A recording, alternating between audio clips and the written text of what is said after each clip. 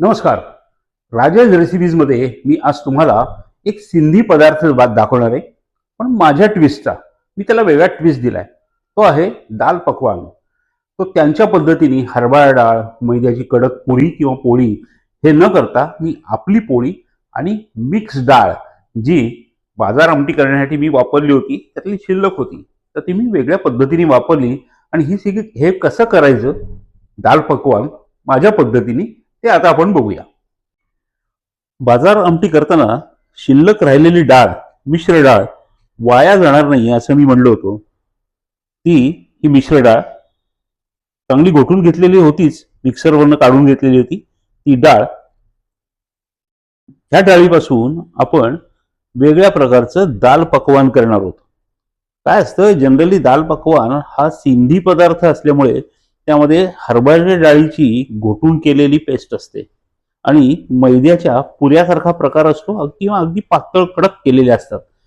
तर ते दोन्ही आपण टाळणार आहोत. ही मिश्र डाळ, ह्या पोळ्या आपल्या घरी केलेल्या, चिंचेची चटणी, पुदिना चटणी, चाट मसाला, गार्निशिंगसाठी कांदा, टोमॅटो आणि कोथिंबीर. आणि ही पोळी आपण साजूक तुपात भाजणार आहोत, मस्तपैकी लाल करून घेणार आहोत पॅनमध्ये. एकदम वेगळ्या प्रकारचं दाल पकवान आपल्याला चालेल असं. कसं करायचं ते बघू. अगदी सोपं आहे.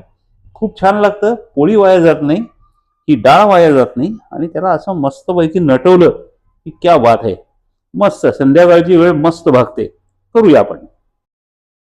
साजूक तुपावर भाजून कडक आणि मस्तपैकी गोल्डन ब्राऊन केलेली आपली पोळी, त्याच्यावर ही डाळ, या डाळमध्ये हळद, थोडंसं तिखट, मीठ, जिरेपूड आणि थोडासा हिंग हे असं घातलेलं आहे. ही गरम गरम डाळ मी त्यावर घालतो.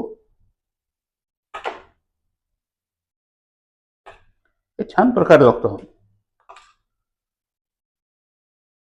अशी फ्लोईच असते ही डाळ, फार घट्ट नसते.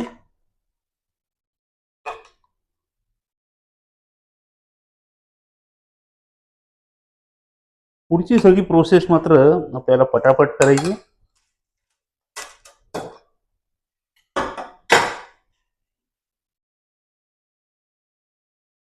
त्यावर हिरवी चटणी, आलं, लसूण, मिरची, कोथिंबीर आणि पुदिना, लिंबू, साखर. ही हिरवी चटणी आपल्या आवडीप्रमाणे तुम्ही कमी जास्त तिखट करू शकता. ही चिंचेची चटणी, खजूर, गूळ, चिंच, काळं मीठ, मिरेपूड हे सगळं घालून केलेली.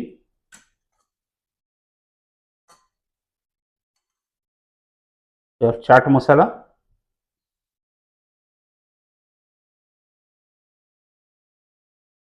वेगळ्या प्रकारे छान लागतो. त्याच्यावर कांदा बारीक चिरलेला,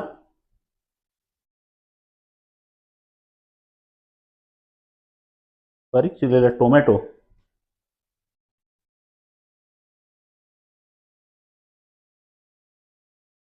आणि गार्निशिंगला कोथिंबीर.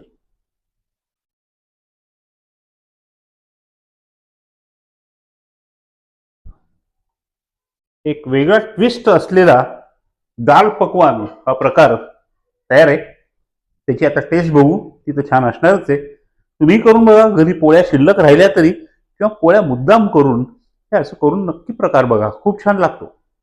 साजूक तुपावर भाजल्यामुळे खुसखुशीत झालेलं आपलं पकवान, म्हणजेच मी केलेलं पकवान, इतकं सुंदर लागत होतं. आणि बाकीचे इन्ग्रेडियंट्स तर मस्तच होते. ते कसे नटवायचे आणि काय करायचं ते मात्र आपल्या पद्धतीने आपण करायचं. पण हे अशा प्रकारचं दाल पकवान तुम्ही नक्की करून बघा. आवडेल. पौष्टिकही आहे. त्यात मैदा नाही, फक्त हरभऱ्याची डाळ पण नाही, बाकी 5 डाळी आहेत. 4 डाळीत अजून हरभऱ्याशिवाय मूग, मसूर, तूर, मटकी, मटकी नसेल तर उडीद. याचं हे पकवान मस्त करायचं. डाळ घालायची त्याच्यावर, बाकीचे इन्ग्रेडियंट झाले ते मस्त होतं. आणि गंमत म्हणजे राहिलेल्या पोळ्याही संपून जातात. करून बघा.